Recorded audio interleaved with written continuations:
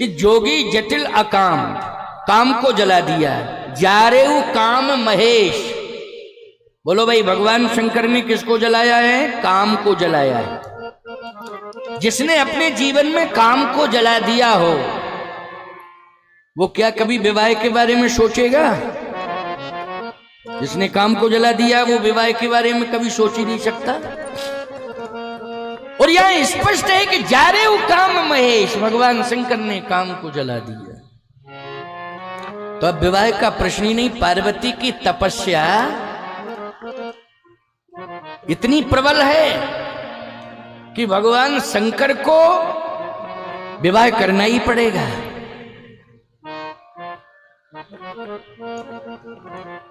और जब काम को जला दिया है तो फिर विवाह का प्रश्न ही नहीं उठता। लेकिन सावधानी से सुनना, भगवान शंकर का और भगवती पार्वती जी के विवाह का संबंध सांसारिकता से नहीं है। भगवान राम का विवाह और भगवती सीता का विवाह सांसारिकता से परे है, याद रखना। इनका मिलन नित्य है और सत्य है। ये तो लीला है, विवाह होगा ये लीला है। जैसे अभिनय, अभिनय मानी नाटक।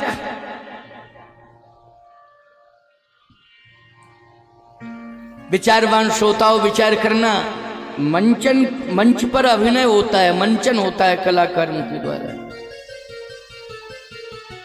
आपने अगर सांस्कृतिक मंच पर अपने बेटे को राम के रूप में देखा तो ईमानदारी के साथ बताओ, बेटे को आपने राम के रूप में देखा है तो आप क्या कहोगे? मेकअप बहुत अच्छा हुआ है, इतना सुंदर मेरा बालक घर में नहीं लगता था जितना सुंदर मंच पर लग रहा है। और वास्तव में ऐसा श्रृंगार कर दिया मेरे बेटे का कि भगवान राम जैसा ही लग रहा है।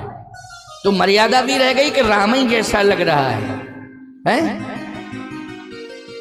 लेकिन घंटे, 2 घंटे, 4 घंटे के बाद जब वो सामान्य स्थिति में आ जाता है तो ईमानदारी से बताओ क्या कहता है पिता अपने पुत्र से? बेटा, नाटक बहुत अच्छा लगा, तुमने इतना अच्छा अभिनय किया है कि तबीयत खुश हो गई सबकी। इसका मतलब अभिनय किया है। क्या किया है? अभिनय।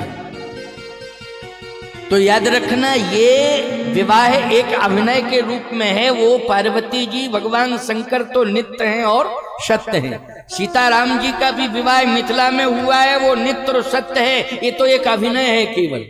बोलो क्या है? अभिनय है। इसलिए हमारे यहां नाम, रूप, लीला, धाम, ये चारों की बड़ी महिमा है। अभिनय को भी हमने भगवान के स्वरूप में स्वीकार किया है। नाम, रूप, लीला, धाम।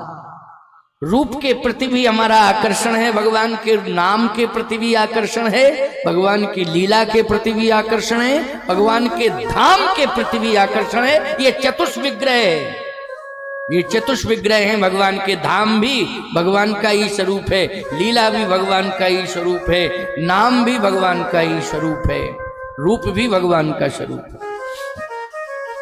भगवती पार्वती जी तपस्या पूर्ण कर रही है, भगवान शंकर भी तपस्या कर रहे हैं। लेकिन सप्त ऋषियों का प्रयास, देखो भाई एक बात आपको बतावें, महात्माओं का प्रयास कभी विफल नहीं होता है।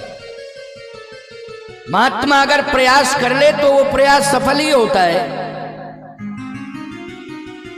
इसलिए संतों का संकल्प जो होता है वो अवश्य ही पूर्ण होता है, वो कभी अपूर्ण होता ही नहीं है, पूर्ण ही होता है। सप्त ऋषियों ने कहा कि नहीं नहीं, इस बात की चिंता मत करो, ये हम लोगों की जिम्मेवारी है कि भगवान शंकर ने भले ही काम को जला दिया हो लेकिन वो विवाह करेंगे, क्योंकि एक ऐसी महाशक्ति है कि सारे लोगों की बात शंकर जी टाल सकते हैं लेकिन प्रभु राम की बात नहीं टाल सकते।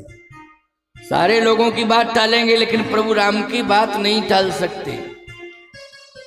और इसके लिए प्रयास स्वयं प्रभु राम करेंगे। ये कल्प भेद की कथा है। ऐसा मत मानना कि शिव पार्वती के विवाह के बाद राम जन्म हुआ है। कल की कथा में राम जन्म होगा, कल की कथा में राम जन्मोत्सव पर आधारित कथा ही होगी। लेकिन ऐसा भ्रम मत पालना कि महाराज जी आज ही राम जी प्रयास कर रहे हैं शिव जी के विवाह के लिए तो कल जन्म ले रहे हैं। ये किस तरह का सिस्टम है? कल्प कल्प प्रति प्रभु अवतरही, चार चरित नाना विधि करही। ये कल्प भेद है, समझ गए हो ना? इसलिए इसमें भ्रम करने की जरूरत नहीं है। कल्प भेद की कथा है। भगवान शंकर के विवाह के बारे में महात्माओं ने संकल्प ले लिया है कि भगवान शिव विवाह करेंगे और ऐसी महाशक्ति को हम आगे खड़ा करेंगे कि जिसकी कभी अवज्ञा नहीं कर सकते हैं भगवान शिव। वो है भगवान राम। और याद रखना, शिव जी के विवाह के लिए स्वयं भगवान राम ने जाकर भगवान शंकर से किस प्रकार से निवेदन किया है, किस प्रकार से आदेश दिया है, दोनों बातें हैं। मम बिनती अब सुनहु शिव जो मुँह पर निज ने, तो जाहे विवाहु शैल जाए मुह मांगे देव। मैं आपको अपना इष्ट भी मानता हूं, इसलिए सेवक बनकर के स्वामी से प्रार्थना कर रहा हूं। शंकर जी ने कहा नहीं नहीं नहीं नहीं, मैं आपको अपना इष्ट मानता हूं। भगवान राम ने कहा अगर मुझे अपना इष्ट मानते हो तो मैं इष्ट के रूप में आपको आदेश दे रहा हूं। जाहे विवाह शैल यही मुह मांगे देव। मेरी एक ही मांग है, अगर आप मुझे इष्ट मानते हो, ईश्वर मानते हो, तो मेरा एक ही आदेश है और एक ही मांग है कि हिमांचल की पुत्री के साथ आप विवाह करें। इधर सखियों ने कहा पार्वती जी से कि आपका विवाह जिसके साथ होगा उसने तो काम को जला दिया है, अब विवाह कैसे होगा? तो पार्वती जी ने एक ही बात कही, अम्बा पार्वती मैया ने एक ही बात कही, सावधानी से सुनना। मुझे अत्यधिक प्रसन्नता है, मैंने तपस्या जो की है भगवान शिव को प्राप्त करने के लिए की है। और याद रखना, काम को शिव जी ने जलाया है लेकिन राम को अपनाया है। जिसने काम को जला दिया हो, राम को अपना दिया हो, उसी का मैं वर्ण करूंगा। मेरा भी यही संकल्प, जिसने काम को जलाया हो, राम को अपनाया हो, उसी का मैं वर्ण करूंगी, यही मेरा संकल्प। अच्छा बोलो भैया, काम के प्रभाव से गणेश जी आते क्या? काम के प्रभाव से कार्तिकेय जी आते क्या? बोलो। काम के प्रभाव से भगवान गणेश नहीं आते। गणेश जी की महिमा क्या है कौन नहीं जानता है? कोई भी कार्य प्रारंभ करो, सबसे पहले ईमानदारी से बताओ किसका पूजन करना पड़ता है, किसका आह्वान किया जाता है? गणेश जी का आह्वान किया जाता है कि नहीं? गणेश पूजन किया जाता है कि नहीं? चाहे शिव अभिषेक कराओ, चाहे रामार्चा कराओ, चाहे कोई यज्ञ प्रारंभ करो, चाहे सत्यनारायण की कथा प्रारंभ करो घर में, बोलो सबसे पहले किसका आह्वान किया जाता है? गणेश जी का आह्वान किया जाता है कि नहीं? क्या ये काम की महिमा है? नहीं नहीं, भगवान गणेश जैसा यशस्वी पुत्र, कार्तिकेय भगवान जैसा यशस्वी पुत्र अगर शिव पार्वती को प्राप्त हुआ है तो प्रभु राम की कृपा से हुआ है। इसलिए ये यशस्वी संतानें जो होती हैं ये पुरुषार्थ से नहीं, कृपा से प्राप्त होती हैं। किससे? कृपा से। महाराज दशरथ को भी 4 पुत्र मिले हैं, बोलो पुरुषार्थ से मिले हैं कि कृपा से मिले हैं? 60,000 साल की आयु में कहीं संतान होती है? कोई 60 साल का बूढ़ा हो जाए तो संतान की उम्मीद नहीं करता है? करता है क्या? आशा ही समाप्त हो जाती है, उम्र हमारी इतनी हो गई है। लेकिन याद रखना, चाहे राम जी का जन्म हुआ हो और चाहे लक्ष्मण जी का जन्म हुआ हो, भरत जी का हुआ हो, चाहे शत्रुघ्न जी का हुआ हो, ये कृपा से हुआ है। आज गणेश जी का भी जन्म हुआ है, कार्तिकेय स्वामी का जन्म हुआ है, ये हुआ है कृपा से, पुरुषार्थ से नहीं, कृपा से। पुरुषार्थ में काम की आवश्यकता पड़ती है और कृपा में प्रभु राम की आवश्यकता पड़ती है। इसलिए यहां जन्म कोटि लग रगर हमारी, बरों शंभु नत रहो कुंवारी। भगवान शंकर ने भी अहरनिश राम राम राम राम राम राम ही जपा है। तुम पुनि राम राम दिन राती,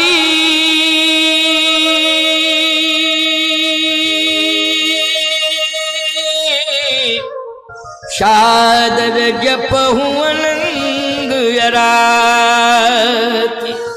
तुम पुनि राम राम दिन राती, दिन रात राम राम राम राम जपते रहते हैं भगवान से, राम राम दिन रात। आज भगवान शंकर प्रभु राम के कहने से तैयार हो गए विवाह के लिए। एक और बात सुन लो, भगवान शंकर क्या है? सुमति के स्वरूप हैं।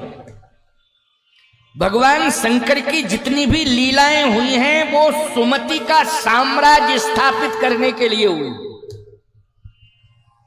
इतना बड़ा सुमति का देवता संसार में कोई है ही नहीं, भगवान शिव जैसा सुमति के देवता है। अच्छा, जब शंकर जी हनुमान बने तो उनके साथ भी सुमति जुड़ गई। महावीर विक्रम बजरंगी, कुमति निवार सुमति के संगी। भगवान शंकर ही जब हनुमान बने तो कुमति निवार सुमति के संगी, और जब शिव के रूप में तो सुमति का सबसे बड़ा साम्राज्य स्थापित किया है भगवान शंकर ने। इसलिए पूरी दुनिया में दो की ही पूजा प्रधान रूप से, प्रमुख रूप से होती है, एक तो भगवान शंकर की और दूसरे श्री हनुमान जी महाराज की। ये सबसे ज्यादा जनप्रिय देवता है। सबसे ज्यादा मंदिर या तो शंकर जी के मिलेंगे या हनुमान जी के मिलेंगे। आपको बोलो मिलेंगे कि नहीं?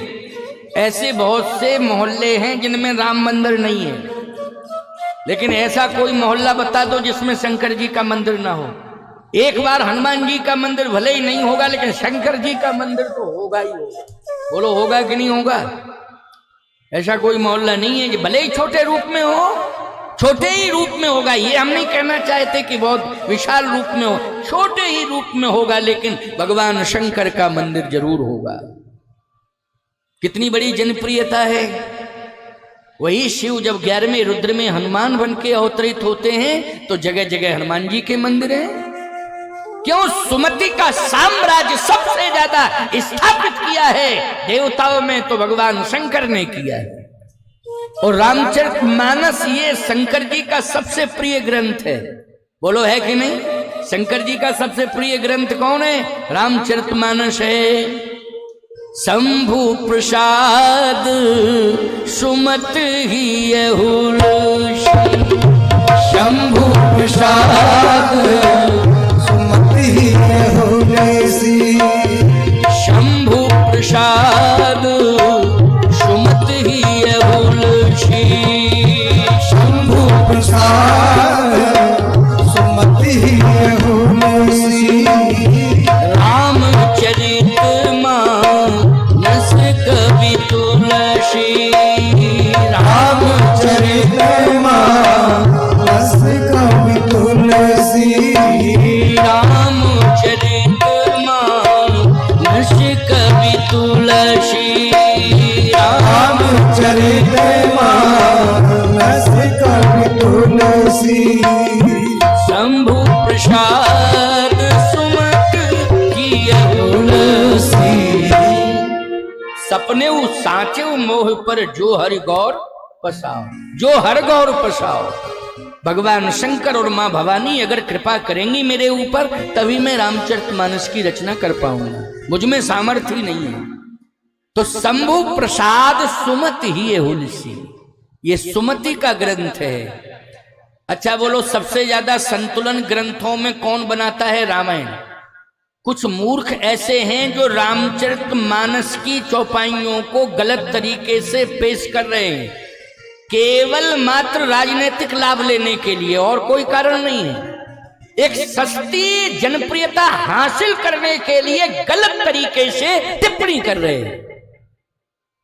ये ढोल गमार शूद्र पशु नारी जो अर्थ किया जा रहा है ना नेताओं के द्वारा, अपरिपक्व मस्तिष्क हैं, उनको मालूम ही नहीं है कि इसका अर्थ क्या है। केवल सस्ती राजनीति कर रहे हैं, सस्ती जनप्रियता हासिल करने के लिए वो मानस की अर्धालियों पर टिप्पणी कर रहे हैं और गलत तरीके से प्रस्तुति दे रहे हैं। सबसे ज्यादा संतुलन बनाने वाला अगर कोई ग्रंथ है हमारे सनातन संस्कृति में तो वो रामचरितमानस है। इसलिए वेदों से लेकर के, उपनिषदों से लेकर के और जितने भी धार्मिक ग्रंथ पुराण आदि हैं, सबने सम्मति दी है रामचरितमानस को। 6 शास्त्र सब ग्रंथन को रस, सबने अपनी सहमति और सम्मति दी है, क्योंकि ये साधारण नहीं है, ये भगवान शंकर का प्रसाद है। एक बार कुछ लोगों ने कहा कि इसमें देववाणी का प्रयोग कम है। भाई हर कांड का मंगलाचरण तो देववाणी में ही है। बोले विस्तार नहीं है देववाणी का। मैंने सभा के मध्य में ही कहा था, इसमें देववाणी का विस्तार नहीं है, लेकिन महादेववाणी का विस्तार है। इसलिए महादेव जी की वाणी को सामान्य मत समझना, ये महादेव की वाणी है, साक्षात भगवान शिव की वाणी है। इसलिए सामान्य रूप से मत लेना। सुमति, ये शिवजी और पार्वती जी का जो विवाह हो रहा है, समाज के लोगों को संकेत दिया जा रहा और संदेश पहुंचाया जा रहा है कि विवाह में प्रतिकूलताओं में अनुकूलताओं को परिणित करो। यह संदेश दिया जा रहा है विवाह में, क्योंकि विवाह तो गृहस्थ जीवन में विवाह अनिवार्य है कि नहीं, और जब विवाह अनिवार्य है तो सबसे बड़ी विडंबना यही है कि विवाह में अनुकूलता में प्रतिकूलता खोजी जाती है, चाहे वर पक्ष की तरफ से क्यों ना हो। बाराती लोग कह देते हैं हाँ और सब ठीक है, ठहरने की व्यवस्था ठीक नहीं है, और सब ठीक है, ठहरने की व्यवस्था ठीक नहीं है, और सब ठीक है लेकिन चाय टेस्टी नहीं थी, और सब ठीक है लेकिन भोजन चटपटा नहीं था। पता नहीं क्या प्रवृत्ति हो गई है लोगों की, कुछ ना कुछ नहीं। तुम बेटी वाले के दरवाजे पर पहुंचे हो, तुम्हारा धर्म यह कहता है कि हम केवल बाराती ही नहीं हैं, हम उस बेटी के सहयोगी भी हैं विवाह के। बोलो भाई, यही भाव होना चाहिए कि नहीं होना चाहिए? हम केवल बाराती ही नहीं हैं, जिस बेटी का विवाह हो रहा है उस बेटी के विवाह के हम परम सहयोगी हैं। ऐसा भाव बारातियों के अंदर होना चाहिए। अगर ये भाव बारातियों के अंदर आ जाएगा तो याद रखना, प्रतिकूलता में भी अनुकूलता दिखाई देगी, और केवल सम्मान लेने का भाव अगर बारातियों के अंदर रहेगा तो अनुकूलता में भी प्रतिकूलता दिखाई देगी। और विडंबना इसी बात की है कि बारातियों के अंदर सम्मान लेने का भाव होता है। नहीं नहीं नहीं, ये सोच ही गलत है। बाराती का अर्थ सम्मान पाना नहीं है, बाराती का अर्थ है सहयोग करना। कथा में आप श्रोता बन करके आए हो, सम्मान पाने का लक्ष्य नहीं है, भगवान को पाने का लक्ष्य है। इसलिए हमें व्यवस्था में सहयोग करना चाहिए। बोलो, करना चाहिए कि नहीं? क्योंकि हमें भगवान को प्राप्त करना है। ऐसी बात नहीं है यज्ञ से हम भगवान को प्राप्त करते हैं, तो विवाह भी एक यज्ञ है। बोलो, उस यज्ञ को अगर हमने सहयोग दे करके, वाणी का सहयोग दे करके ही सफल बना दिया तो निश्चित रूप से हमने एक यज्ञ कर लिया, हम यज्ञ के सहयोगी बन गए। भगवान शंकर के विवाह में, शिव पार्वती के विवाह में यही देखने को मिल रहा है। याद रखो, बहुत बड़ी बात बता रहा हूं, क्योंकि कल भगवान श्री राम का जन्म होगा, इसलिए जन्म पर आधारित कथा कल ही आपको श्रवण करने को मिलेगी। आज मैं भगवती श्री भवानी के प्रश्न का उत्तर, जब वो पहुंचेंगी कैलाश पर्वत पर तो प्रश्न करेंगी, तो भगवान शंकर उत्तर देंगे, और उत्तर देंगे तो उसी में ये संकेत मिलेगा कि भगवती पार्वती जी कहेंगी निर्गुण ब्रह्म सगुण कैसे हुआ। तो निर्गुण ब्रह्म सगुण कैसे हुआ, तो भगवान राम के जन्म का स्वरूप प्रकट होने लगेगा कथा में। इसलिए आइए, अभी 8:00 हुए हैं, 8:07 हुए। 8:30 पौने 9 बजे तक कथा चलेगी और 9 बजे मंच का विश्राम करना ही पड़ेगा, क्योंकि 4:30 से 8:30 बजे तक का समय सुनिश्चित है। लेकिन 4:30 बजे तो केवल व्यवस्थापक ही रहते हैं यहाँ व्यवस्था बनाने में, क्योंकि हमारे जो साथ में संगीतकार आए हैं ना, ये कहते हैं महाराज जी अभी तो व्यवस्थापक ही आए हैं, व्यवस्था बना रहे हैं, तो थोड़ा सा आप लोगों को आने में विलंब हो ही जाता है। वो कोई बात नहीं है, थोड़ा विलंब होता है तो थोड़ा आगे भी कथा बढ़ जाएगी, उसकी भरपाई कर दी जाएगी, लेकिन बहुत ज्यादा नहीं। ना ज्यादा लेट तक मैं बोलूंगा, ना आपको लेट तक बिठा लूंगा, क्योंकि रात्रिचर्या अगर प्रभावित होगी तो दिनचर्या अपने आप प्रभावित हो जाएगी, और दिनचर्या अगर प्रभावित हो गई तो याद रखना आपका पूरा का पूरा संतुलन बिगड़ जाएगा। इसलिए रात्रिचर्या से शारीरिक संतुलन बनता है और दिनचर्या से कामकाज का संतुलन बनता है। इसलिए हमारी रात्रिचर्या प्रभावित नहीं होनी चाहिए, हमको 10 बजे तक विश्राम कर ही लेना चाहिए। और विलंब से आप भोजन करेंगे तो शरीर में विकार आएगा, बीमारियां आएंगी। आज जो बीमारियां आ रही हैं, आप कहते हो महाराज हम सात्विकी हैं, फिर बीमार क्यों रहते हैं? हमने कभी ऐसा भोजन ही नहीं किया है कि जो हमें नुकसान कर जाए। इस पर विचार, भोजन कैसा किया है ये अलग बात है, लेकिन भोजन कितने बजे किया है इस पर विचार करना है। चाहे जितना शुद्ध पवित्र भोजन आप क्यों ना करें, अगर बहुत विलंब से रात्रि में भोजन कर रहे हैं तो याद रखना वो आपको बीमारी ही देगा, वो आपको स्वस्थ नहीं रखेगा, याद रखना।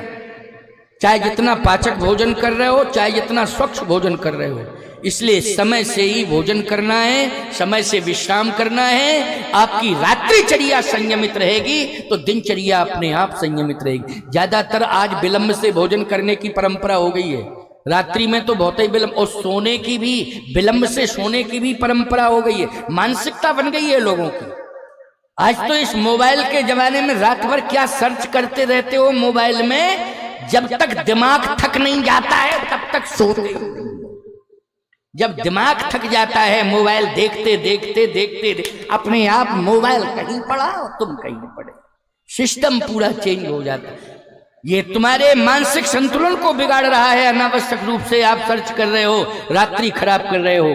इसलिए समय से आप भोजन करें, समय से विश्राम करें। मैं महात्मा हूं, आपकी रात्रिचर्या को संयमित अवश्य करूंगा, प्रेरणा दूंगा, मानना ना मानना ये आपकी बात है। आपको स्वस्थ रहना है तो समय से भोजन करिए, समय से विश्राम करिए। 10 बजे तक हर हालत में सोना ही चाहिए। तो आज हम 8:45 बजे विश्राम कर देंगे और लगभग 9 बजे तक आरती करा देंगे। प्रसाद लेकर के घर जाइए, फिर भोजन करिए, भोजन करके विश्राम करिए। आज द्वितीय सत्र की रामकथा पूर्ण होने जा रही है। 7 दिन शेष बचे हैं, केवल 7 दिन। कल राम जन्म होगा, आप सब उत्सव मनाएंगे। लेकिन आइए, भगवान शंकर ने प्रतिकूलता में अनुकूलता बनाई। यह है शिव पार्वती के विवाह का तात्पर्य। प्रतिकूलता क्या थी? सबसे बड़ी प्रतिकूलता तो ये थी कि विवाह तो हो रहा है, लेकिन विवाह में आपको मालूम होना चाहिए सबसे पहले लोग घर मकान की बात सोचते हैं कि बहू आएगी तो रखेंगे कहां। लेकिन सही बताओ, भगवान शंकर ने कैलाश के शिखर पर ही प्रतिकूलता में अनुकूलता बनाई कि नहीं बताई? बनाई, बोलो भाई। कैलाश के शिखर पर कोई चार दीवारी नहीं है, किसी भी प्रकार का कोई छायादार प्रबंध नहीं है, लेकिन जिस स्थिति में रहते थे, बोलो उसी स्थिति में भगवती पार्वती जी को रखा कि नहीं रखा? जल्दी बताओ, रखा कि नहीं रखा?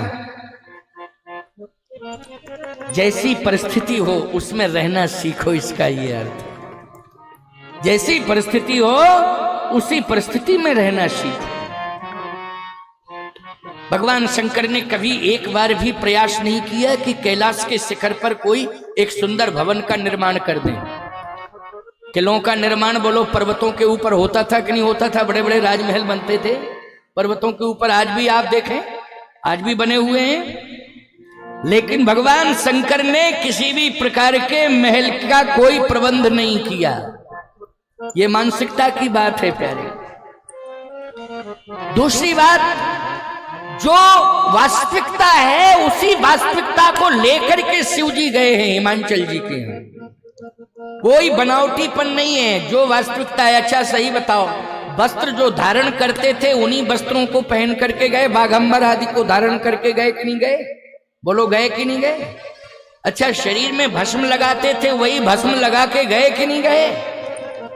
नंदी पर सवार रहते थे, नंदी पर बैठ करके ही गए कि नहीं गए? बोलो भाई, कोई परिवर्तन नहीं। आप लोग तो शादी के समय जाने कितने लोगों से मांगते हो, वाहन भी मांग लेते हो, सोना चांदी भी मांग लेते हो। क्यों भाई, मांगते हो कि नहीं मांगते हो? बहुत से लोग तो ऐसे भी हैं कि वस्त्र भी मांग लेते, 2 दिन के लिए आप कपड़े दे दो अपनी, है ये भी कर लेते हैं। लेकिन भगवान शंकर ने जो वास्तविकता है उसी को लेकर के गए। एक तो ये पहचान, अपने श्रम के द्वारा अर्जित संपत्ति से अपना प्रबंध करो, विवाह में कर्ज निकालने की आवश्यकता नहीं है। और आज विवाह में बोलो भाई कर्ज, मैं कहता हूं बेटी वाला ही कर्जदार नहीं होता है, बेटे वाला भी कर्जदार हो जाता है। बोलो हो जाता है कि नहीं हो जाता है? स्वस्थ बात कह रहा हूं मैं, बेटे वाला भी कर्जदार होता है विवाह में, वो बेटी वाला तो कर्जदार हो ही जाता है। अगर आप अपने जीवन में शांति चाहते हो तो आपको अपने श्रम की कमाई से ही प्रबंध करना पड़ेगा। और यदि आप अपनी बेटी को सुखी घर में भेजना चाहते हो तो याद रखना, एक बात पर विचार कर लेना, ये मत सोचना इसमें संपत्ति कितनी है घर में, ये घर कैसा बना है, इसी बात पर विचार करना इस घर के अंदर रहने वाले लोग चरित्रवान होने चाहिए, इसी घर में हम अपनी बेटी का विवाह करेंगे। तो क्वालिटी आप घर के अंदर रहने वाले लोगों में देखें, आप मकान की दीवारों की क्वालिटी वालिटी ना देखें, आप घर के अंदर उस कुल खानदान में उस घर के अंदर कैसे लोग रहते हैं इस पर विचार करना। आपकी बेटी कभी दुखी नहीं रहेगी, बेटी आपकी सुखी ही रहेगी। और मकान अच्छा है लेकिन घर के अंदर रहने वाले लोग अच्छे नहीं हैं तो ईमानदारी से बताओ बेटी को कभी सुख नहीं मिलता है, रोती ही रहती है। इसलिए आपको इस बात पर विचार करना है। भगवान शिव पार्वती का विवाह संकेत दे रहा है कि हमें वास्तविकता को स्वीकार करना है, चाहे बेटी का विवाह हो चाहे बेटे का विवाह हो, हमें कर्जदार नहीं बनना है, हमें कर्जदार नहीं बनना है। प्यारे नंदी पर सवार होके ही जा रहे हैं भोले बाबा, चाहते तो वाहन और भी आ जाते, ऐसी बात नहीं है, लेकिन नहीं, हम तो नंदी पर ही सवार होके जाएंगे। अच्छा एक अंतर थोड़ा सा पड़ गया, जिस दिन ससुराल जा रहे थे उस दिन एक अंतर पड़ा है बैठने में। क्या? वैसे तो सीधे ही बैठते थे नंदी पर, उस दिन जो है नंदी के मुंह की तरफ पीठ कर ली भोले बाबा ने और नंदी बाबा की पूंछ की तरफ मुंह कर लिया। आप कहो महाराज ये तो प्रतिकूलता है, सीधा बैठना चाहिए था, लेकिन उस दिन इस प्रकार से क्यों बैठे? ये तो प्रतिकूलता नहीं, प्रतिकूलता नहीं, प्रतिकूलता में अनुकूलता। क्यों? सबसे बड़ी प्रतिकूलता उसी दिन बनती है जिस दिन ससुराल जाता है, आपका बेटा ससुराल जाता है, उसी दिन प्रतिकूलता वाली मानसिकता हो जाती है। ससुराल प्यार लगी जब ते रिप रूप कुटुंब भये तब ते। ससुराल के प्रति आकर्षण ज्यादा हो जाता है, घर द्वार के प्रति आकर्षण कम होता है।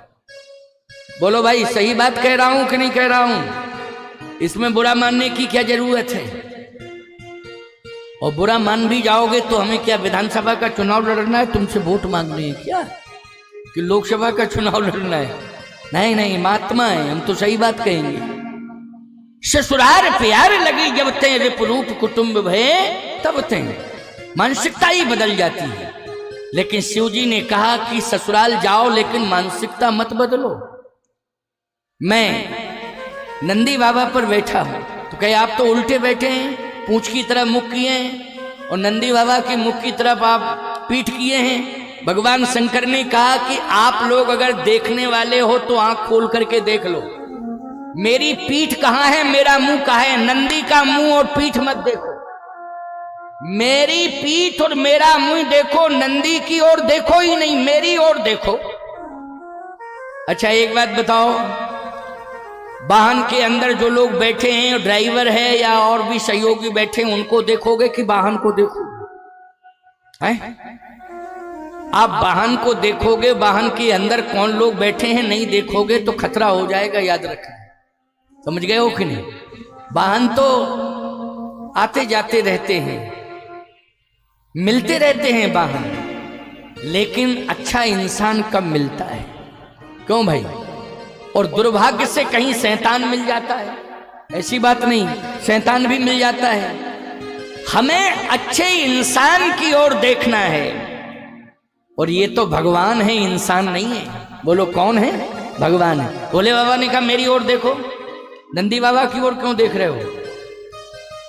अच्छा एक बात बताओ, शिवालय में जाते हो तो पहले नंदी का पूजन करते हो कि शिव जी का पूजन करते हो? जल्दी बोलो। नंदी का पूजन तो अनिवार्य है, अगर नंदी बाबा का पूजन नहीं किया तो शंकर जी पूजा स्वीकार नहीं करते। लेकिन पहले किसका पूजन करते हो? जल्दी बोलो। पहले शिव जी का पूजन करते हो कि नहीं करते हो? बोलो। है? अच्छा शिवालय, उसका नाम शिवालय ही रखा जाता है, नहीं नंदीशाला नहीं है, शिवाला है। बोलो नाम शिवाला है कि नहीं, कि नंदीशाला है? शिवाला। शिवालय में आप जाते हो, शिव की महिमा है, शिव जी की महिमा है, तो नंदी बाबा की महिमा तो अपने आप बढ़ जाती है प्यारे। कि यहां आपको देख रहे हैं, भगवान शंकर ने कहा मुझे यदि देख रहे हो तो मेरी दृष्टि कहां है पहले ये बताओ, ससुराल की ओर है कि घर द्वार की ओर है? बोलो। नंदी की पूंछ की तरफ है कैलाश, ये मेरा घर है, और नंदी के मुंह की तरफ है ससुराल, ये मेरी ससुराल है। तो मैं किधर देख रहा हूं? जा रहा हूं ससुराल, लेकिन देख रहा हूं अपना घर द्वार। सीधी सी बात यह है कि ससुराल जाने वालों, ससुराल भले ही जाओ लेकिन घर द्वार को मत भूलना। ये भगवान शंकर का संकेत है विवाह में, यही शिव जी का आदेश है, और यही हमारा इस मंच से डिमडिम नाद है आप सबके लिए कि आप सब परिवार को मत भूलना ससुराल के पीछे। अगर परिवार को आपने भुला दिया तो बोलो भाई, अनुकूलता में प्रतिकूलता बन जाएगी कि नहीं बन जाएगी? अनुकूलता में प्रतिकूलता बन जाएगी, विरोधाभास वहीं प्रारंभ हो जाएगा। इसलिए शिव जी कैलाश को देख रहे हैं, लेकिन जा रहे हैं कहां? ससुराल। जब पहुंचे, अब सुनते जाओ, मुख मुख बातें सुना रहा हूं, क्योंकि ज्यादा समय नहीं है ना, 8:45 बजे तो मंच विश्रामित करना ही पड़ेगा मुझे। 15 मिनट की आरती तो 9 बज जाएगा, और हम ही समय का ध्यान नहीं रखेंगे तो फिर हम ही कहें और हम ही ध्यान न रखें समय का तो गड़बड़ हो जाएगा। और प्रयास करना कि 8:30 बजे मंच विश्रामित हो जाए तो थोड़ा जल्दी आने की कोशिश करना, क्योंकि मैंने कल भी कहा था मुझे कहीं जाना नहीं, मैं तो यही हूं। आप लोगों को आना है समय से, मैं तो आप आओगे तुरंत 5 मिनट लगेगा आने में, इससे ज्यादा नहीं लगेगा। हम कहीं जाते ही नहीं है, हम तो जाते हैं तो प्रातःकालीन बेला में हो आते हैं, 8, 9, 10 बजे तक वापस हो जाते हैं। कहीं जाते भी तो सुबह जाते हैं, लौट के 11, 12 बजे तक तो आ ही जाते हैं। और कथा तो होती है 4:30, मंच 4:30 बजे प्रारंभ होता है, 5 बजे। इसलिए हमारी चिंता मत करना, हमारी कोई ऐसी व्यस्तता नहीं है कि जिसमें मंच का समय व्यवधान में पड़ जाओ। मैं मंच के लिए ही आता हूं, मंच की प्राथमिकता रहती है मेरी। लंच वंच तो हमारा थोड़ा बहुत निभ जाता है, ज्यादा नहीं चिंता करता हूं, मंच की चिंता है। इसलिए आप लोगों के सामने भी मजबूरी है। आज तो छुट्टी थी, कल भी शायद छुट्टी है क्या? कल कुछ है? आज तो रविवार, कल क्या है? सोमवार है। हाँ 2 अक्टूबर है, महात्मा गांधी जी की जयंती है 2 अक्टूबर। इसलिए आज सफाई अभियान चल रहा था, बहुत अच्छा संदेश दिया जा रहा है, हमारा भारत स्वच्छ हो। और सभी श्रम कर रहे थे, श्रमदान कर रहे थे। जब हम जा रहे थे नोएडा, आज नोएडा गए थे, हमारा भोजन प्रसाद था। किसके यहाँ था नाम, ये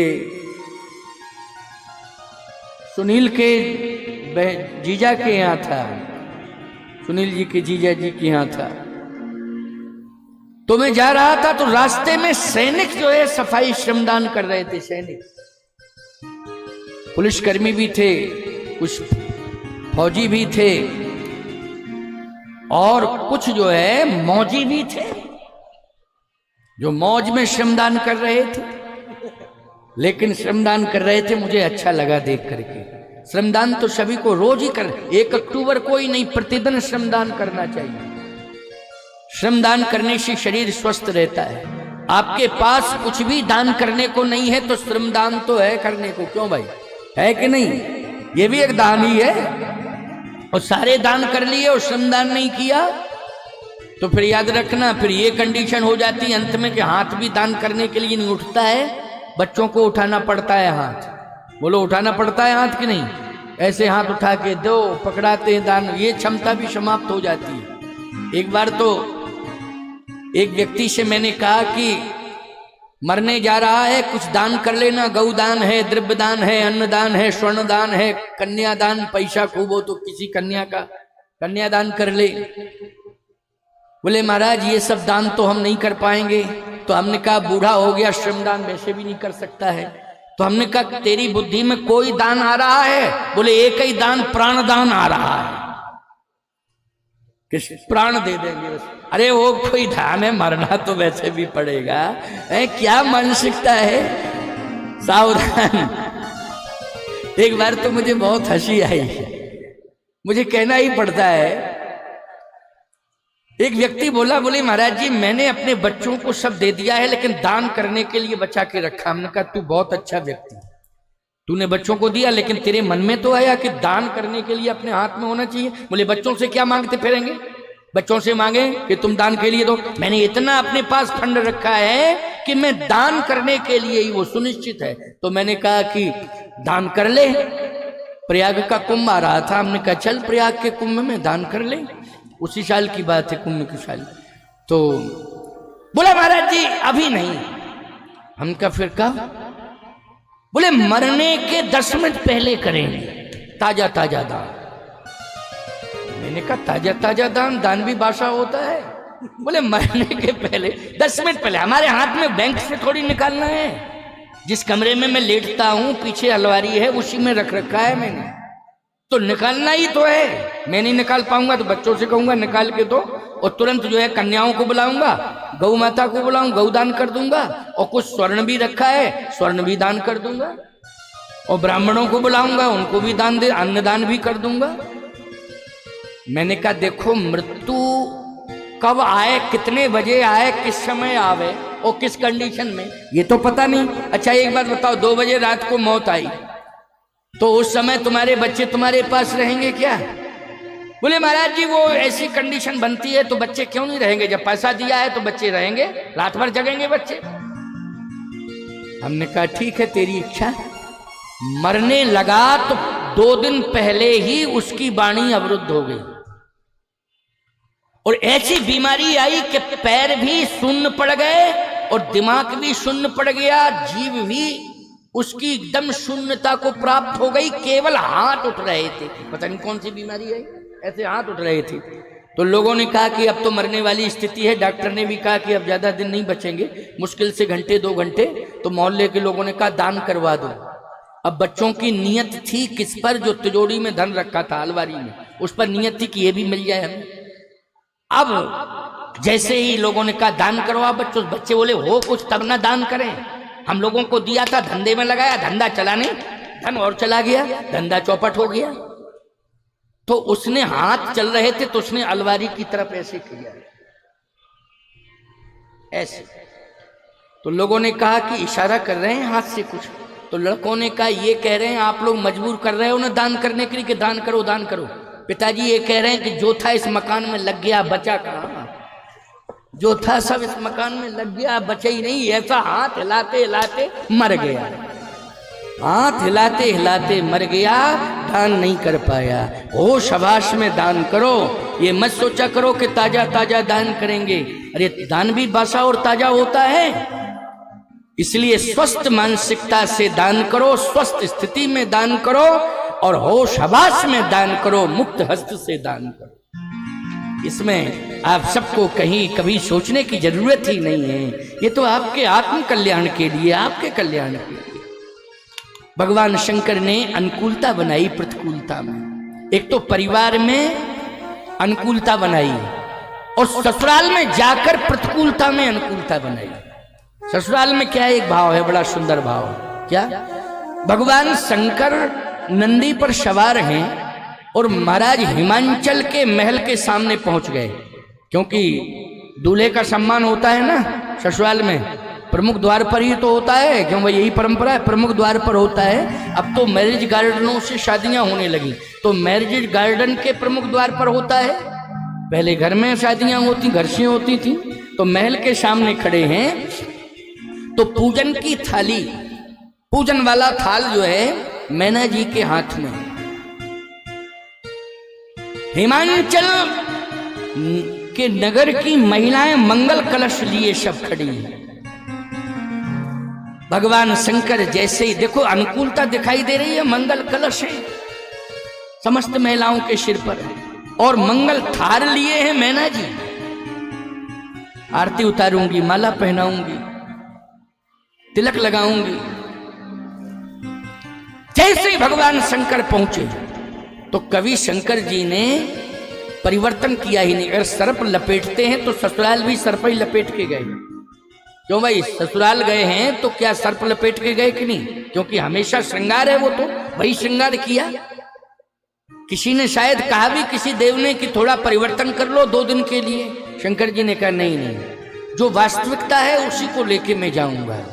तो सर्प शरीर में लिपटे हुए हैं, श्रृंगार है। अब आप जानते हो कि यहां इतने ही लोग और आ जाएं तो संतुलन नहीं बिगड़ेगा, बैठाने की व्यवस्था कर दी जाएगी। लेकिन एक सर्प आ जाए तो हम चाहे जितनी अच्छी कथा कहते हो, पहले तो हम ही भागेंगे। तुम लोग तो भागोगे, हम ही मंच छोड़ करके भागेंगे कि सांप चला आ रहा है? तो सर्प के आने से संतुलन बनता है कि बिगड़ता है, ये बताइए। सर्प के आने से संतुलन बिगड़ता है, बनता नहीं। चाहे जितने आप वीर क्यों ना हो, चाहे जितने गंभीर क्यों ना हो, लेकिन सर्प आएगा तो वीरता और धीरता दोनों ही समाप्त हो जाएंगे। सर्प में वो स्थिति होती है, भयानक स्थिति होती है सर्प के आने की। भगवान शंकर के शरीर में एक सर्प नहीं है, कई सर्प हैं। और जैसे शिवजी पहुंचे तो तुरंत ही जो सिर पर मणिहारा सर्प था, उसने भीड़ देखी तो उसने तुरंत पोजीशन ली, अपनी पोजीशन में आ गया वो। और जैसे ही फण को फुलाया और थोड़ा हिलाया तो सब भागी भय के कारण। तो कलश कहीं पड़े, मैना जी के हाथ से थाल कहीं पड़ा और सब भागे अपने अपने प्राण बचा के। अब बोलो, ये अनुकूलता में प्रतिकूलता हो गई कि नहीं हो गई? जल्दी बोलो, इसको क्या कहोगे आप? अनुकूलता थी लेकिन तत्काल प्रतिकूलता हुई। अच्छा, प्रतिकूलता किसने बनाई? सर्प ने। प्रतिकूलता, अनुकूलता में प्रतिकूलता का वातावरण पैदा हो गया भय का, ये सर्प के द्वारा। सत्य तो यह है कि सर्प को भी संभालना है और ससुराल को भी संभालना है, दोनों को। ससुराल के पीछे सर्प का भी त्याग नहीं कर सकते और सर्प के पीछे ससुराल का भी त्याग नहीं कर सकते हैं, और ससुराल के पीछे सर्प का। यही तो महानता है, याद रखना। ये विवाह करना बहुत बड़ा तप है, बहुत बड़ी साधना है, याद रखना। ये विवाह को साधारण मत समझा करो। आपका दाम्पत्य जीवन जहां पर व्यतीत हो रहा है वो आश्रम है, वो घर के रूप में जरूर दिखाई दे रहा है। धन्य हो गृहस्थ आश्रम। बोलो भाई, गृहस्थ आश्रम है कि नहीं? ये गृहस्थ आश्रम है, उसको आश्रम माना करो। तो आश्रम में साधक रहते हैं। बोलो, कौन रहते हैं आश्रम में? जल्दी बोलो। साधक रहते हैं। और आश्रम का एक अर्थ और है, सामान्य अर्थ है ये साधारण। क्या? आइए और श्रम करिए। तो परिवार में आप नौकर नौकरानियों पर डिपेंड मत रहें। नौकर नौकरानियों पर आपको डिपेंड नहीं रहना है। आपका ये गृहस्थ आश्रम है, इसलिए पति पत्नी को दोनों को मिलकर के स्वयं श्रम करना है, तभी वो आश्रम का सच्चा स्वरूप होगा। ये नहीं कि नौकर नौकरानियों के ऊपर डिपेंड होगा, स्वयं श्रम करिएगा। भगवती श्री जानकी मैया ने निज ग्रह सब परिचर्या करें, रामचंद्र आयुष अनुसरे, निज ग्रह सब परिचर्या करें। ग्रह परिचर्या स्वयं सीता जी संभालती है, स्वयं पार्वती मैया संभालती है, याद रखना। इसलिए ऐसा मत सोचा करो कि हम तो बहुत बड़े संपत्तिशाली यश वैभव इस परिवार में पली हैं, इसलिए हमें श्रम करने की जरूरत नहीं है। नहीं, गलत। तुम भी मत सोचा करो हम तो बहुत बड़े संपत्तिवान परिवार के बेटे हैं, हमको तो श्रम करने की जरूरत नहीं, नौकर चाकर सब लगे हुए हैं, ये सब संभालेंगे। गलत। स्वयं श्रम करो, श्रम स्वयं करना चाहिए प्यारे।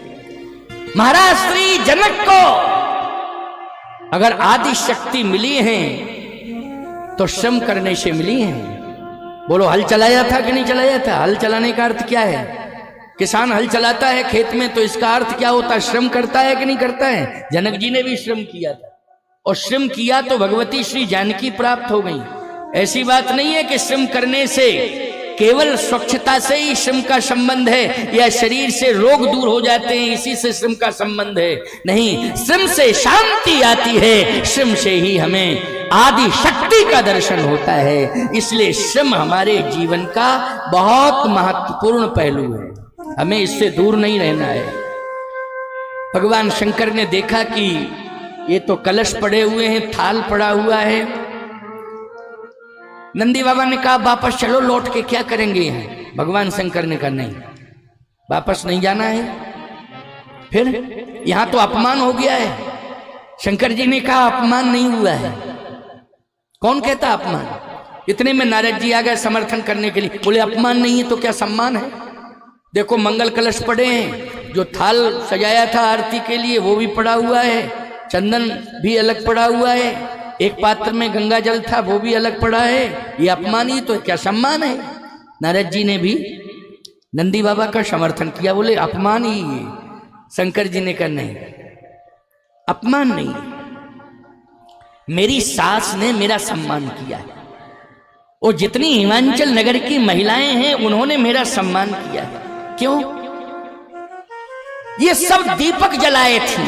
मंगल कलश पर क्या जलता है? बोलो भाई, दीपक रहता है कि नहीं? भगवान शंकर ने कहा इन्होंने सम्मान किया है मेरा। ये सब जो है दीपक को, कलश को नीचे पड़े हुए हैं, कलश भी पड़ा है, दीपक भी बुझा पड़ा हुआ है, ये सब फेंक के चली गई, तो इसका मतलब ये अपमान नहीं है। फिर मुझे देख करके मेरा सम्मान किया। क्यों? सबसे पहले जो है किसको देख करके भागी हैं ये महिलाएं? बोले मणिहारे सर्प को देख करके। मणि वाला सर्प था ना मस्तक पर, मणि वाला सर्प। अच्छा, मणि वाला सर्प क्या करता है? प्रकाश देता है। बोलो, प्रकाश देता है कि नहीं? मणि के प्रकाश के आगे दीपक का प्रकाश महत्व रखता है। जल्दी बोलो, जल्दी बोलो जरा। जहां मणि का प्रकाश हो वहां दीपक के प्रकाश का क्या महत्व होगा? बोलो भाई। और यदि मणि को कोई दीपक दिखावे तो बोलो उसको अज्ञानी माना जाएगा कि नहीं माना जाएगा? भगवान शंकर ने कहा इन महिलाओं ने देखा है कितनी समझदार हैं, कितना सम्मान, मेरा गौरव बढ़ा दिया कि जिसके सिर पर मणि साक्षात चमचमा रही हो उसको मंगल कलश का दीपक दिखा करके अपमान नहीं करेंगी, इसलिए उन्होंने मुझे देखकर दूर कर दिया। गजब की बात है। बोलो भाई, प्रतिकूलता में अनुकूलता बनाई कि नहीं बनाई? जल्दी बताओ। प्रतिकूलता में क्या बनाई? अनुकूलता बनाई। भोजन में यदि आपको दिक्कत आ रही है करने में, क्यों? दाल में नमक ज्यादा पड़ गया तो भोजन करने में दिक्कत आ रही है, तो उस समय आपको प्रतिकूलता में अनुकूलता बनानी है। क्या? भोजन तो बहुत अच्छा है, बहू ने बहुत ही अच्छा भोजन बनाया है, लेकिन नमक डालने में बहुत उदार है बहू। तो ईमानदारी के साथ बताओ, उससे शर्म भी लगेगी और दूसरे दिन के भोजन में संशोधन कर लेगी। बोलो, कर लेगी संशोधन के लिए? और यदि आपने मीन मेख निकाली, आंख निकाली और आपने कहा हम पशु हैं क्या, ये पशुओं को इस तरह से खिलाया जाता है, तो बोलो भाई फाल्ट हो जाएगा कि नहीं हो जाएगा? इतना बड़ा परिवार में फाल्ट होगा कि बहू यही कहेगी गैस चूल्हा सिलेंडर आला, हमारे हाथ का भोजन पसंद नहीं है। बोलो रसोई दूसरी उसी दिन तैयार हो जाएगी कि नहीं हो जाएगी? लेकिन रसोई दूसरी तैयार नहीं करनी है, हमको रसोई के व्यंजन बनाने वाले का हृदय परिवर्तन कराना है। रसोई में परिवर्तन नहीं कराना है, बनाने वाले के हृदय में परिवर्तन कराना है। बोलो तभी विशेषता मानी जाएगी कि नहीं मानी जाएगी? वो एक अलग बात है कि आप किसी जॉब में हैं, आप दूसरी जगह रह रहे हैं, वहां तो रसोई दूसरी बनेगी, या परिवार ज्यादा बढ़ गया है इस कंडीशन में रसोई दूसरी हो गई। लेकिन विरोध में रसोई अगर दूसरी तैयार हो जाती है तो ईमानदारी से बताओ वो रसोई की आग नहीं है, वो घर में आग लग गई है। वो किस में आग लगी है? घर में आग लगी हुई है। इसलिए हम सबको विचार करना पड़ेगा, भगवान शंकर जैसा महान कौन हो सकता है। उन्होंने कहा मणि को देख करके दीपक अलग, तो आपकी सास तो समझदार थी, कम से कम वही आरती उतार लेती। बोले सास ने देखा चंद्रमा, सास ने किसको देखा? चंद्रमा। अन्य महिलाओं ने तो मणि को देखा, क्योंकि सर्प मणिहारा सर्प था, मणि वाला सर्प। लेकिन हमारी सास मैना ने तो चंद्रमा देखा है मस्तक पर। और जब चंद्रमा का दर्शन किया तो कहा मेरे दामाद के मस्तक पर साक्षात चंद्रमा विराजमान है, ऐसे महान को हम दीपक दिखा करके अपमान नहीं करेंगे। इसलिए दीपक से ज्यादा महिमा बोलो है चंद्रमा की कि नहीं है? जल्दी बोलो, है चंद्रमा की कि नहीं? जब दीपक से आरती की जाती है तो मंत्र कौन सा पढ़ा जाता? चंद्रमा मनसो जातक चक्षो सूर्यो अजाय। तो बोलो मंत्र यही पढ़ा जाता है कि नहीं पढ़ा जाता? चंद्रमा का नाम सबसे पहले लिया जाता है आरती। आरती तो दीपक से आरती उतारी जा रही है, लेकिन मंत्र में नाम किसका आया है? चंद्रमा का नाम आया। तो भगवान शंकर के मस्तक पर कौन विराजमान है? बोलो चंद्रमा विराजमान है। तो चंद्रमा जब साक्षात विराजमान है तो दीपक दिखावे चंद्रमा को। मेरी सास कितनी महान है बोलो। नारद जी बोले नारायण नारायण नारायण, हमारा भी दिमाग फेल हो गया है, हमारा भी दिमाग काम नहीं कर रहा है, या हमारी बुद्धि काम नहीं कर रही। इतनी उदार सोच, इतनी महान सोच, बोलो भाई। इसलिए शिव पार्वती का विवाह एक लीला है, लेकिन आपको संदेश देने जा रहा है ये विवाह कि हमें प्रतिकूलता में अनुकूलता का साम्राज्य स्थापित करना है। तभी हमारे घर में भगवान गणेश जैसी बुद्धिमान संतान होगी और कार्तिकेय जैसी महान संतान होगी, जब हम भगवान शिव के चरित्र का अनुसरण करेंगे। बोलो भाई, बुद्धिमान संतान की जरूरत है तो गणेश जी जैसा बुद्धिमान है कोई, और कार्तिकेय जैसा महान नहीं है कोई। याद रखना, दक्षिण भारत में देखो कार्तिकेय जी की इतनी बड़ी महिमा है दक्षिण भारत में कि मैं तो गया हूं, आश्चर्य करोगे आप कितना मानते हैं कार्तिकेय जी को दक्षिण भारत के लोग। वहां तो उनके नाम का वस्त्र भी धारण करते हैं, हरा वस्त्र धारण करते हैं कार्तिकेय जी के नाम का दक्षिण के लोग। बड़ी महिमा है। तो प्यारे नारद जी ने कहा कि भोले बाबा एक बात कहूं तो अन्यथा मत लेना, कम से कम चरण प्रक्षालन कर लेती। हाथ में जल लेती और पात्र था ही, और देखो वो जल पड़ा हुआ है, पात्र अलग पड़ा है, जल फैला पड़ा हुआ है, कम से कम प्रक्षालन तो करती। भगवान शंकर ने कहा नहीं, गंगा जी के तट पर कोई अलग से लोटे में गंगा जल लेकर के जावे तो ये, बोलो भाई, गंगा के तट पर कोई अलग से गंगा जल लेके पात्र में जावे तो बोलो ये बुद्धि की अल्पज्ञता मानी जाएगी कि नहीं मानी जाएगी? जब गंगा जी ही जा रहे हो तो लोटे में गंगा जल क्यों ले जा रहे हो? जब गंगा मिल गई है तो एक लोटा गंगा जल से कोई मतलब नहीं निकलता है, बोलो निकलता है। उस गंगा के जल की, उस पात्र में जो गंगा जल भरा है, जहां गंगा नहीं है वहां उसकी महिमा है, लेकिन जहां गंगा है तो पात्र में जो गंगा जल भरा है उसकी कोई महिमा नहीं है। इसलिए मेरी सास ने देखा जब मस्तक पे गंगा जी बैठी हैं तो एक लोटा गंगा जल दिखा करके अपमान करेंगी अपने दामाद।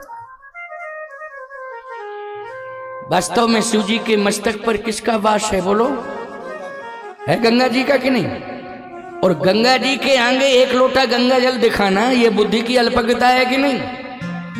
मेरी सास ने जब साक्षात गंगा को देखा तो उन्होंने कहा एक लोटा गंगा जल ये कोई महत्व नहीं रखता है गंगा जी के सामने। मेरे दामाद के मस्तक पर तो साक्षात गंगा है, इतना महान तो किसी का दामाद होगा ही नहीं जितना मेरा दामाद महान है।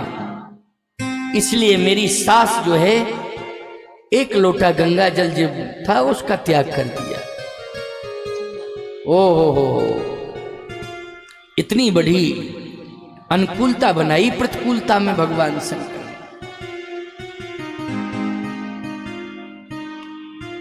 मैना जी रोने लगी। उन्होंने कहा जिंदा जब तक मैं रहूंगी तब तक विवाह नहीं करूंगी इस बावरे के साथ। लेकिन बोलो समझाया किसने है मैना को? जल्दी बोलो। पार्वती जी ने समझाया है। मां तू कलंक ले रही है, इनसे महान संसार में कोई दूसरा है ही नहीं, तू तो कलंक ले रही है। ये पार्वती जी ने कहा तुम सन मिटही विधि के अंका मां तो व्यर्थ जन रेहु कलंका। हे मां कलंक लेने की जरूरत नहीं है, विधाता ने जो विधान बनाया है उसका स्वागत करना चाहिए। मैंने इन्हीं को प्राप्त करने के लिए तपस्या की और इनसे महान संसार में कोई दूसरा नहीं है। गंगा का दर्शन किया इन्हीं के मस्तक पर है, चंद्रमा का दर्शन किया इन्हीं के मस्तक पर है। आपने अगर गंभीरता का परिचय दिया होता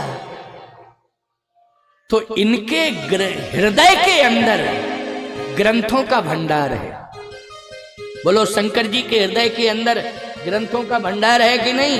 इनसे बड़ा संसार में कोई ज्ञानी नहीं है, इनसे बड़ा संसार में कोई ध्यानी नहीं है और इनसे बड़ा संसार में कोई औघड़ दानी नहीं है। इसलिए इनसे बड़ा महान संसार में कोई है ही। ये पार्वती जी ने कहा तुम सन मिटई की विधि के अंका ओ मात व्यर्थ जन लेहु कलंका। व्यर्थ में कलंक मत लो मां, मैंने इन्हीं को प्राप्त करने के लिए तपस्या की और मैं वर्ण करूंगी। पार्वती अम्बा ने वर्ण किया शिव जी का और शिव जी के साथ जब कैलाश पर पहुंची तो याद रखना उन्होंने कैलाश की ऊंचाई को नहीं देखा। कितना ऊंचा है? बहुत ऊंचा है कैलाश पर्वत? नहीं देखा कितना ऊंचा पर्वत है, व्यवस्था क्या है इसको भी नहीं देखा। शिव जी में विचारों की ऊंचाई देखी और व्यवस्था की जगह शिव जी में आस्था रखी। कैलाश की ऊंचाई की जगह क्या देखा? विचारों की ऊंचाई देखी। समझ गए हो कि नहीं? किसने? अम्बा पार्वती ने। और व्यवस्था की जगह शिव जी के चरणों में आस्था समर्पित की। यह है भगवती पार्वती जी का व्यक्तित्व और अस्तित्व। यही विचार होना चाहिए हमारी बेटी के जीवन में। अगर ये विचार आ गए तो नाम कुछ भी हो लेकिन निश्चित रूप से उसे पार्वती जी जैसा सम्मान प्राप्त होगा। भगवान शंकर ने कहा कि क्या चाहती हो? मांग लो, आज जो मांगो मैं अवश्य दूंगा। तुम्हारी मांग क्या है? पार्वती जी ने कहा वैसे तो मुझे मांगने का अधिकार नहीं है। क्यों? कभी भी पति को और परमात्मा को संकोच में नहीं रखना चाहिए। भले उसने तुम्हारी मांग में सिंदूर भर दिया है कि तुम्हारी हर मांग की पूर्ति करेंगे, लेकिन तुम्हें मांग और डिमांड करके संकोच में नहीं डालना है पति को। बोलो भाई, ऐसे ही परमात्मा के मंदिर में जाओ, देवालय में बिल्कुल मत मांगो, केवल दर्शन करो, वो अपने आप दे देगा, मांगने की जरूरत नहीं है। जो सेवक साहिब सकोची निज हित चहे तासुमति पोची। इसलिए कभी भी देवालय में जाकर मांगना नहीं चाहिए और पत्नी को भी पति से कभी मांगना नहीं चाहिए। जो तुम्हारे प्रारब्ध में भाग्य में होगा वो बिना मांगे ही तुम्हें मिल जाएगा। मांगने से कहीं ऐसा ना हो कि पति संकोच में इतना ज्यादा पड़ जाए कि सीधा रेलवे स्टेशन पहुंच जाए। बोलो भाई, सीधा रेलवे स्टेशन पहुंच जाए, कहीं इतना संकोच में ना आ जाए। और यदि मान लीजिए उसने पत्नी की डिमांड पूरी नहीं कर पाई तो कहीं पत्नी मायके ना पहुंच जाए, ये भी कंडीशन होती है, मायके ना पहुंच जावे, संतुलन बिगड़ जाएगा। नहीं नहीं नहीं, भगवती पार्वती जी ने एक ही डिमांड की। सुनो वो डिमांड क्या है। डिमांड दो की कर लो, एक नहीं दो की। क्या? एक जीवन में ग्रंथ मिल जाए और एक जीवन में ग्रंथ को सुनाने वाला संत मिल जाए। बोलो भाई, एक ग्रंथ मिल जाए और ग्रंथ को सुनाने वाला एक संत मिल जाए, यही डिमांड होनी चाहिए। पति पत्नी दोनों ही संकल्प ले लें कि एक ग्रंथ मिले। मैं जब भी शादियों में जाता हूं, वैसे जाता नहीं, शादियों में कभी नहीं जाता हूं, यदि कोई बहुत ही पीछे पड़ गया, मान लो यहां आए और पता चला कि 5 किलोमीटर दूर शादी है, महाराज जी 2 मिनट के लिए, तो जाता हूं, लेकिन रामायण साथ में लेके जाता हूं और मैं आशीर्वाद वाणी से देता हूं या क्या आशीर्वाद में कहता हूं इस पर ध्यान नहीं देता हूं। मैं आशीर्वाद देते समय दोनों को, वर और वधू को, रामचरितमानस का गुटका जरूर भेंट कर देता हूं कि इसको पढ़ो, ये मेरी आदत है। और कामदगिरि पीठ से, चित्रकूट धाम से रामचरितमानस को राष्ट्रीय ग्रंथ करने की घोषणा हुई है। अभियान शुरू हो गया है कि मानस को राष्ट्रीय ग्रंथ घोषित कराऊंगा। 11 लाख लोगों के हस्ताक्षर हो गए, हस्ताक्षर अभियान चल रहा है, अभी ज्यादा समय नहीं हुआ, अभी प्रारंभ हुआ। 11 लाख लोगों के हस्ताक्षर हो गए और कई करोड़ हस्ताक्षर करके केंद्र सरकार को सौंपने जाएगा कामदगिरि सेवा संस्थान, कामदगिरि पीठ। उसमें जितने भी हस्ताक्षर हो रहे हैं उन परिवारों को जोड़ा गया है, उन परिवारों को जोड़ा गया है। प्यारे, रामचरितमानस राष्ट्रीय ग्रंथ घोषित हो और सरकार को विवश होना पड़ेगा कि हम रामचरितमानस को राष्ट्रीय ग्रंथ घोषित करें।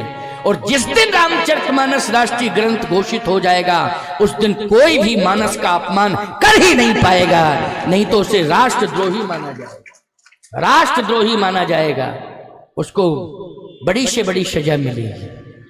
इसलिए रामचरितमानस को ही भेंट करता हूं। भगवती पार्वती जी ने रामचरित्र ही मांगा है। क्या मांगा है पार्वती जी ने?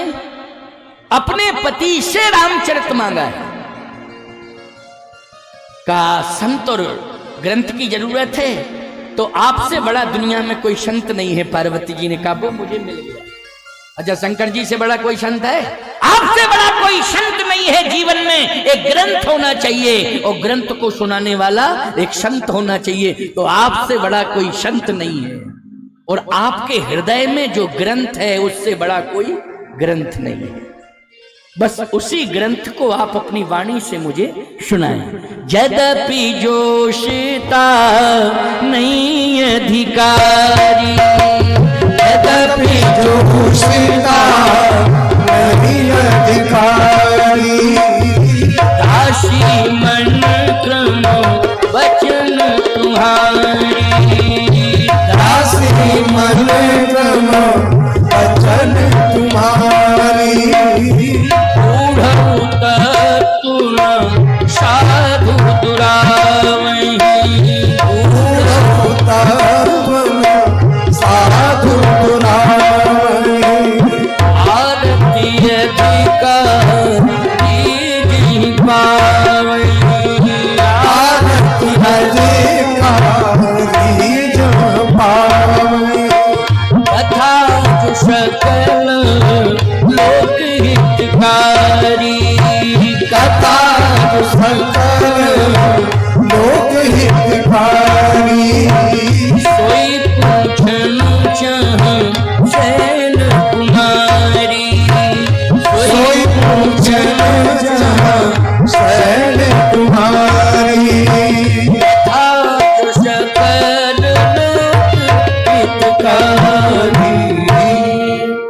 जो लोक कल्याण करने वाली कथा है, आप अपने श्रीमुख से उसे सुनाएं। आपसे बड़ा कोई संत नहीं है और आपके हृदय में जो ग्रंथ है उससे बड़ा कोई ग्रंथ नहीं है।